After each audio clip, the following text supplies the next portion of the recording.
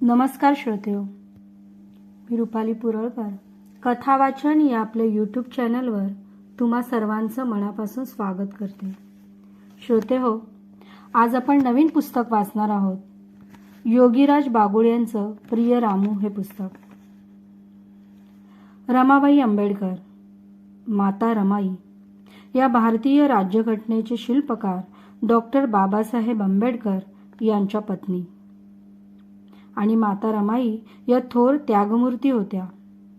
त्यांनी अत्यंत गरिबीतही बाबासाहेबांना उच्च शिक्षण घेण्यासाठी प्रोत्साहन दिले आणि घर सांभाळत त्यांच्या सामाजिक कार्यात मोलाचा पाठिंबा दिला. रमाईंचा त्याग, संयम आणि निस्वार्थ वृत्तीमुळेच बाबासाहेब महामानव बनू शकले. बाबासाहेबांनी परदेशात शिकावे आणि समाजासाठी काम करावे ही इच्छा रमाईंची होती. त्यांनी कधीही स्वतःच्या गरजांचा विचार न करता बाबासाहेबांना शिकायला पाठवले. घराची गरिबी असतानाही त्यांनी तक्रार न करता शेणाच्या गोवऱ्या थापल्या. प्रसंगी अर्धपोटी राहूनही पतीच्या कार्यात अडथळा येऊ दिला नाही. या निस्सीम प्रेम, संयम, सोशिकपणा आणि साधेपणाची त्या मूर्ती होत्या. आजही कोट्यवधी अनुयायी त्यांना माता रमाई म्हणून आदराने स्मरतात. रमाबाई आंबेडकरांचे जीवन त्याग आणि समर्पणाचे सर्वोच्च उदाहरण आहे. बाबासाहेब आंबेडकरांच्या यशात रमाईंचा वाटा अत्यंत अमूल्य आहे. आता आपण योगीराज बागुल या लेखकांचं मनोगत ऐकणार आहोत. 2010 सालातील मार्च महिन्याची कुठल्याशा रविवारची तारीख असावी. वेळ सायंकाळी 7:30. मी ज्येष्ठ मराठी सिने दिग्दर्शक राजदत्तजी मायाळू यांच्याबरोबर दादरच्या हिंदू कॉलनीतील त्यांची थोरली मुलगी श्रद्धा हिच्या घरी डॉक्टर बाबासाहेब आंबेडकर यांच्या जीवन कार्याविषयी चर्चा करीत बसलो होतो. एव्हा राजदत्तजी माझ्या साहित्याविषयी आणि लेखन शैलीविषयी चांगले परिचित झाले होते. बोलता बोलता ते मला म्हणाले, योगीराजजी, होतं काय, एखादे झाड जेव्हा कलेकलेने वाढत जाते त्यावेळी त्यांच्या आजूबाजूला असलेली काही झाडे खुरटी आणि खुजी राहतात. मात्र एकेकाळी या खुजा राहिलेल्या झाडांनीच त्या फोफावलेल्या झाडाला पाणी, पावसात आणि वादळ वाऱ्यात साथ दिलेली असते, आधार दिलेला असतो. मात्र आपले लक्ष पटकन विशाल वृक्षाकडे जाते. खुजा आणि खुरट्या राहिलेल्या झाडाकडे नजर देखील वळत नाही. अर्थात हा मानवी स्वभावधर्म आहे. तसेच बाबासाहेबांच्या बाबतीत म्हणता येईल. पिता रामजी सुभेदार आणि बाबासाहेबांची सहचारिणी रमाबाई यांना त्यांच्या आयुष्यातून वजा करून बघा. इतकंच नव्हे तर मीरा आत्या, बंधू बाळाराम आणि आनंदराव सुद्धा. तेव्हा आपणाला या खुजा राहिलेल्या झाडांचे मोल कळेल. बाबासाहेबांवर जगभर अनेक भाषण, हजारो ग्रंथ वेगवेगळ्या अंगाने लिहिली गेलीत. मात्र रामजी आणि रमाबाई यांच्यावर व्हायला हवे तेवढे संशोधनपर कसदार लिखाण झालेले नाही. तुमच्या लेखणीत ताकद आहे, प्रवाह आणि प्रभाव आहे. तुम्ही रामजी आणि रमाईंवर लिहू शकता. निदान तसा प्रयत्न तरी करू शकता. 6 वर्षापूर्वी दत्त काकांनी डोक्यात विचार सोडून दिला आणि तो माझ्या मेंदूच्या एका कप्प्यात कालपर्यंत घट्ट चिकटून होता. ऑक्टोबर महिन्याच्या उत्तरार्धात 2016 रमाईंवर दीर्घ चरित्रग्रंथ लिहिण्याची उर्मी प्रचंड तीव्रपणे जागृत झाली. ती दत्ता काकांनी मनात आणून दिलेल्या कल्पनेमुळे. माता जिजाबाईंना राजे छत्रपती शिवरायांपासून ते सर्व रयत मासाहेब म्हणून संबोधित. बाबासाहेबांच्या द्वितीय सहचारणीस आपण माईसाहेब म्हणतो. माईसाहेबांना दिलेली ही उपाधी इतकी रूढ आणि दृढ झालेली आहे की बऱ्याच लोकांना त्यांच्या लग्नापूर्वीचे नाव डॉक्टर शारदा कबीर किंवा लग्नानंतर त्यांचे बाबासाहेबांनी ठेवलेले नाव सविता म्हणजे सूर्याभोवती प्रखर तेजोवलय पटकन आठवत नाही. मात्र माईसाहेब म्हटले की लगेच कळते. आंबेडकर कुटुंबियांचे सर्वात जवळचे आणि जिव्हाळ्याचे कुटुंब म्हणजे बळवंत वराळे कुटुंब. आईसाहेब अर्थात रमाई कधी विश्रांतीसाठी तर कधी हवा पालटीसाठी, कधी निपाणीतला तर कधी धारवाडला वराळे कुटुंबियांच्या घरी 1-1.5 महिना, 1-2 नव्हे तर 3 वेळा विश्रांतीसाठी गेल्या होत्या. वराळे कुटुंबीय रमाईस नेहमी आईसाहेब म्हणून संबोधित. सुरुवातीला हे नाव या चरित्र ग्रंथास मला अतिशय संयुक्तिक आणि यथायोग्य वाटत होते. आपण या वंदनीय मातेला थेट नामोल्लेख का म्हणून करावा? आपण आईस नावाने हाक मारतो का? आईसाहेब या नावात आंबेडकर पती पत्नी दोघांचाही अंतर्भाव होता. आई म्हणजे रमाई आणि साहेब म्हणजे बाबासाहेब. रमाई बाबासाहेबांना नेहमी साहेब म्हणूनच संबोधित, तर रमाई या 7 कोटी दीन समाजाच्या आई होत. म्हणूनच मी या चरित्र ग्रंथाला आईसाहेब हे शीर्षक देण्याचे निश्चय केले होते. परंतु यापेक्षाही समर्पक शीर्षक असावे या अनुषंगाने मी विचार करू लागलो. बाबासाहेब आईसाहेबांना पत्र लिहिताना नेहमी प्रिय रामू अशी सुरुवात करीत आणि हीच 2 शब्द मला या चरित्र ग्रंथाला शीर्षक म्हणून यथायोग्यनी समर्पक वाटली. पिता रामजी सुभेदार यांच्या आयुष्याविषयी जी काही माहिती स्मृतिशेष चा भा खेरमोडे यांनी डॉक्टर बाबासाहेब आंबेडकर चरित्र ग्रंथाच्या 1ल्या व 2ऱ्या खंडामध्ये दिलेली आहे, ती आणि इतर काही निवडक लेखकांच्या लेखनातून आलेली त्रोटक माहिती तेवढीच काय ती उपलब्ध आहे. बाबासाहेब त्यांच्या जवळच्या सहकाऱ्यांना वडिलांविषयी माहिती व आठवणी सांगत, मात्र त्या कोणीही शब्दबद्ध करून ठेवल्या नाहीत. आईसाहेबांविषयीची माहिती मात्र चांगल्या प्रकारे जमा होऊ शकते आणि जी माहितीने आठवणी विखुरल्या स्वरूपात उपलब्ध आहेत त्यांचे संकलन केले जाऊ शकते. काही संदर्भांचे संशोधन करून आणि सत्यासत्यतेची खात्री करून आईसाहेबांवर किमान 200 पानांचा एक चांगला दर्जेदार चरित्र ग्रंथ तयार होऊ शकतो असं मला वाटू लागले. मला आईसाहेबांवर कादंबरी लिहायची नव्हती, चरित्र ग्रंथ लिहायचा होता. मी आईसाहेबांवर सुसंगत चरित्रात्मक साहित्यकृती निर्माण करण्याचे धाडस केले आहे. काम जितके जिकिरीचे होते तितकेच चिकाटीचे आणि मेहनतीचे. आईसाहेब हे व्यक्तिमत्व जितके सोशिक आणि सालस तितकेच भव्य होते. त्यासाठी अगोदर ज्या काही मोजक्या लेखकांनी आईसाहेबांवर लिखाण केले ते नजरेखालून घातले. मला ते सर्व अपरिपूर्णच वाटते. मी माधव मोडक बंधुराव, रमाई, नथुराम जाधव, महामाता रमाई, लता धनराज, आई रमाई, पुरुषोत्तम रोहणकर, मी रमाई, भाऊ वासनिक, महात्यागी रमाई, ज.वी. पवार, बबांची रामू, सुशीला पटेकर, नवकोटींची आई रमाई, प्राध्यापक यशवंत मनोहर, माता रमाई यांची पुस्तके आणि वंदना जीवने शंकरराव खरात यांच्यासह इतरांनीही आईसाहेबांसंबंधी माहितीपर लेखन केलेले अथवा कादंबरी स्वरूप रमाई असे व अन्य संदर्भित लिखाण नजरेखालून घातले. धनंजय कीर यांच्या बाबासाहेबांच्या चरित्रातील माहिती अभ्यासली. मला अपेक्षित असलेली आईसाहेबांच्या आयुष्याची आणि कार्याची परिपूर्णता कुठेच दिसली नाही. हा चरित्र ग्रंथ लिहिण्यासाठी मला चा भा खेरमोडे यांचा 1 ते 6 या बाबासाहेबांच्या जीवन आणि कार्यावरील खंडांचा काही प्रमाणात उपयोग झाला. त्यामध्येही काही तारखा आणि संदर्भ चुकीचे आढळले ही गोष्ट अलाहिदा. बळवंतराव वराळे यांचे आंबेडकरांचा संगाती आणि त्यांचा सहचारिणी राधाबाईंनी लिहिलेली मातोश्री रमाई आंबेडकर यांच्या सहवासात या ग्रंथाचा खूप चांगला उपयोग झाला. सामाजिक चळवळीतील धडपड्या कार्यकर्त्या आणि माझ्या जवळचा मित्र विजय साबळे याने मला स्मृतिशेष राधाबाई वराळे यांनी लिहिलेले हे अति दुर्मिळ आठवणींचे छोटेखानी परंतु अतिशय महत्वाचे पुस्तक 14 एप्रिल 2007 रोजी घरी आणून दिले. दुर्मिळ मराठी साहित्य संग्राहक आणि अभ्यासक श्रीयुत रमेशजी शिंदे हे माझ्या लिखाणास लागणारे महत्वाचे संदर्भित साहित्य देण्यासाठी कधीही टाळाटाळ करीत नाहीत.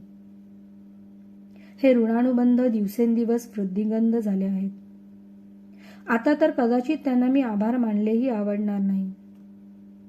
आंबेडकरी साहित्याचे अभ्यासक नि दुर्मिळ फोटो व पत्रांचे संग्राहक लेखक श्रीयुत विजय सुरवाडे यांनी मला हवे असलेले फोटो, पत्र आणि काही महत्वाच्या तारखा सांगून मोलाची मदत केली, ज्यामुळे आतापर्यंत आईसाहेबांवरील इतर लेखकांनी लिहिलेल्या लिखाणाप्रमाणेच मी हे लिखाण वेगळेपणाने शब्दबद्ध करू शकलो. श्रीयुत सुरवाडे यांचा मी शतशः ऋणी आहे.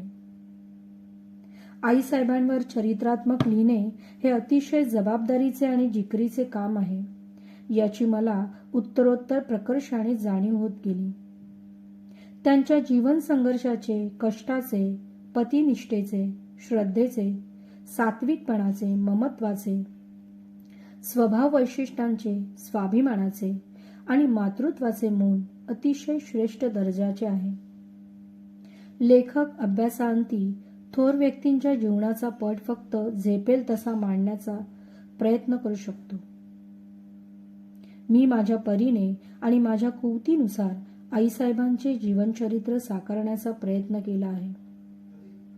हा चरित्र ग्रंथ लिहिताना माझी आणि माझ्या प्रतिभेची आणि माझ्या लिखाणाचीही प्रचंड दमछाक झाली, ती विशेषतः राजरत्नाच्या निधनांचा आणि आईसाहेबांच्या निर्वाणाचा प्रसंग शब्दबद्ध करताना. त्या वेळेचे वातावरण कसे असेल, परिस्थिती कशी असेल याचे चित्र जेव्हा माझ्या मनपलावर येई तेव्हा मनाची घालमेल होई. माझ्या परीने बरीच शोधाशोध करून आणि अभ्यासकांना विचारूनही मीरा आत्याचे निधन नेमके कधी आणि कसे झाले याची माहिती मिळू शकली नाही. परिणामी मला तो उल्लेख या चरित्र ग्रंथात टाळावा लागला. आईसाहेबांचा जीवनपट मांडित असताना बाबासाहेबांच्या तदनुषंगिक कार्याचा धावता आढावा घेणे क्रमप्राप्त होते.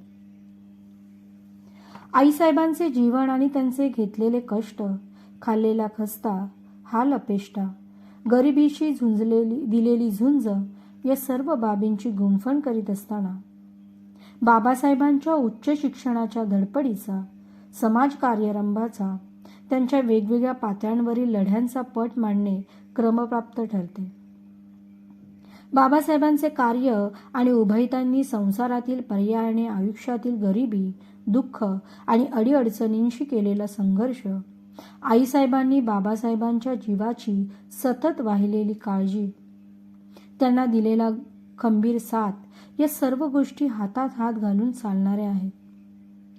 सामाजिक चळवळीतील थोर व्यक्तिमत्व गोपाळबाबा वलंगणकर हे आईसाहेबांचे वडील भिक्खू धुत्रे यांचे नातेवाईक.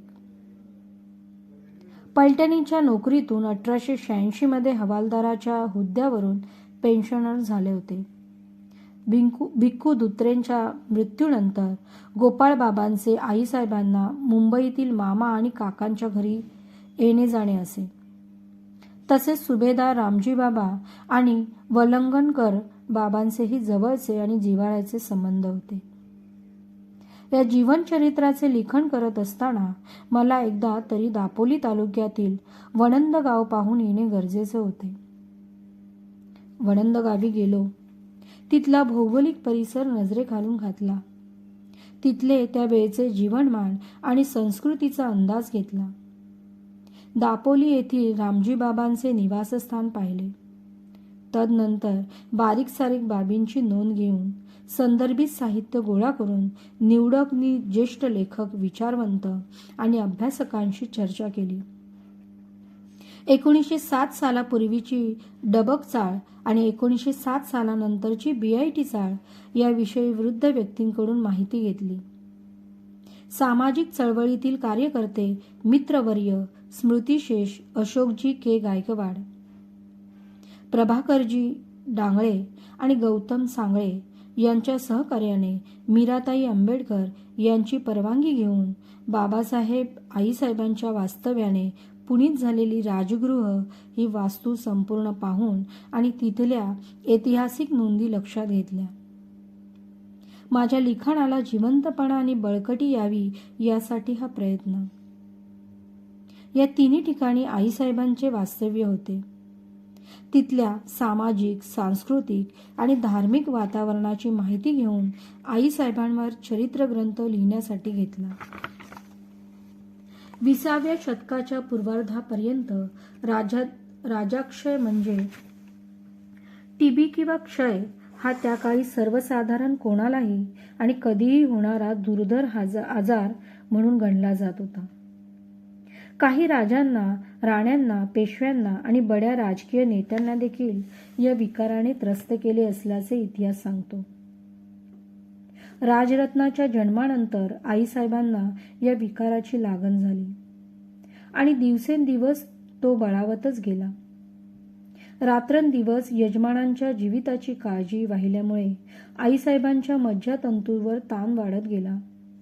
परिणामी त्यांना मातेशूळाचा विकारही जडला. या दोन दुर्दम्य आजारांनी त्यांच्या शरीरास जर्जर करून सोडले होते. धनंजय कीर यांच्या डॉक्टर बाबासाहेब आंबेडकर या चरित्र ग्रंथातील आईसाहेबांसंबंधित असलेली माहिती तोट्रक असली तरीही महत्वाची ठरली. त्यामध्येही काही ऐतिहासिक संदर्भ समाधान न करणारे आहेत. आईसाहेबांच्या जीवनातील बारीक सारीक घटनांच्या तपशिलासह सुसंगत नि दीर्घ असे पहिले जीवनचरित्र सिद्ध होत आहे याचा आनंद शब्दातीत आहे. भविष्यात कदाचित माझ्या या चरित्र ग्रंथापेक्षाही सरस आणि सकस ग्रंथाची निर्मिती एखाद्या सिद्धहस्त लेखनाच्या लेखणीतून होऊ शकेल. मी लिहिलेल्या आईसाहेबांच्या या चरित्र ग्रंथाचा संदर्भ म्हणून त्याला उपयोग व्हावा ही अपेक्षा. सोलापूरला बाबासाहेबांच्या प्रेरणेने आणि मार्गदर्शनाने अस्तित्वात असलेल्या अस्पृश्य विद्यार्थ्यांसाठीच्या पहिल्या वसतिगृहाचे रेक्टर निगम्मा येदाळे यांच्या कन्या गंगूबाई येदाळे यांनी लिहिलेल्या लढा आयुष्याशी या आठवणी संग्रहातून बाबासाहेबांच्या शिकारीच्या हौसेसंबंधीचे प्रकरण मला या चरित्र ग्रंथामध्ये टाकता आले.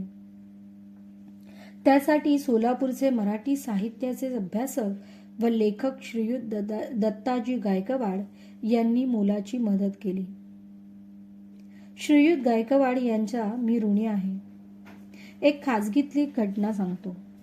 तुम्हाला नको सांगू तर कोणाला. आईसाहेबांचा हा चरित्र ग्रंथ लिहिण्यासाठी माझे प्रचंड मनोबल एकवटले असताना आणि वैचारिक सिद्धता असताना माझ्या वडिलांचे दिनांक 15 डिसेंबर 2016 रोजी सायंकाळी 7:45 वाजता वयाच्या अंदाजे 102व्या वर्षी हृदयविकाराने निधन झाले. आई पार्वतीबाई मरणासन्न होती. तिला स्मृतिभ्रंशाच्या विकाराने ग्रासले होते. पती गेल्याचेही तिला भान नव्हते. वडिलांचे मरणोत्तर विधी उरकून मुंबईत आलो. आई आजारी पडलेली, सिरियस झालेली. गावाकडून कधी खबर येईल याचा नेम नाही. माझा जीव प्रिय रामू चरित्र ग्रंथाच्या पूर्णत्वात जितका गुंतलेला होता तितकाच आईतही.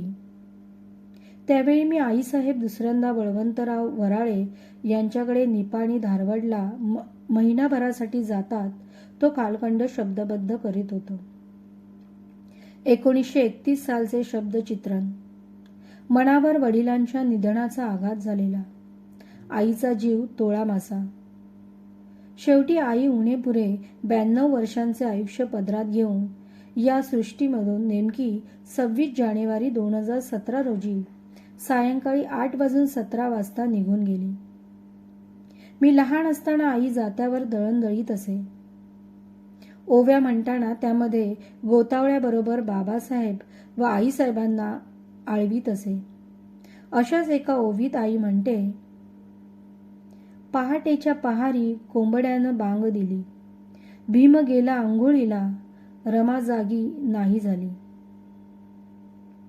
दुसऱ्या एका ओवीत, बाबा आंबेडकरा तुझं नशीब रे थोर, बायको जीवाची रमा लाभरी रे नार.